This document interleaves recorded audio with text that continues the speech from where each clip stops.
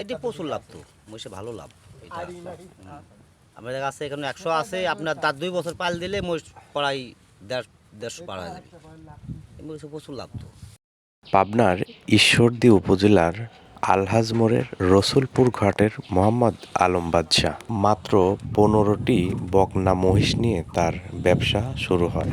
মাত্র একজন রাখাল দিয়েই চরের বুকে গড়ে তোলে মহিষের বাতান। সেই 15টি বকনা মহিষের বাতান থেকে এখন জীবন বদলে যাওয়ার বাতাস বইছে আলম বাদশার। 15টি মহিষের বাতান দিয়ে তার যাত্রা শুরু হলেও বর্তমান তার মহিষের সংখ্যা 100টিরও অধিক, যার প্রতিটি মহিষের বর্তমান বাজার মূল্য প্রায় 2 লক্ষ টাকারও অধিক। এতে প্রায় 2 কোটি টাকার মহিষ চরের বুকে ঘুরে বেড়াচ্ছে আলম বাদশার। এরকম হাজারো মানুষের মহিষের বাতান চরের বুকে দেখা মেলে। 15টা পাড়ি কিনছিল, পাড়ির থেকে আর কি এই মহিষ শতখানেক হয়েছে। তো এখন কি আরো বাড়ানোর সময়? আরও বাড়াবি মহিষ, এই যে বেয়াচ্ছে আরও বেয়াবি, আরও 8-10টা মহিষ বেয়াবি। আর ছেলে মেয়ে কয়টা? আমার মহাজনের ছেলে হচ্ছে 2টি, মেয়ে 1টা। কি করে তারা? তারা লেখাপড়া করছে। এই বাছুর সেই জন্য না?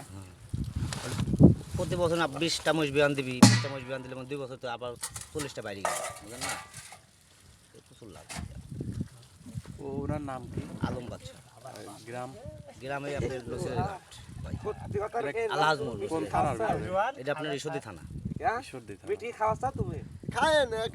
ঠিক আছে। আচ্ছা, এই যে মহিষের যে দুধ, এগুলো বিক্রি করেন না আপনারা? না না না, হ্যাঁ দে দে একটু খাক, না বল। একটু দুধ খাই দাও।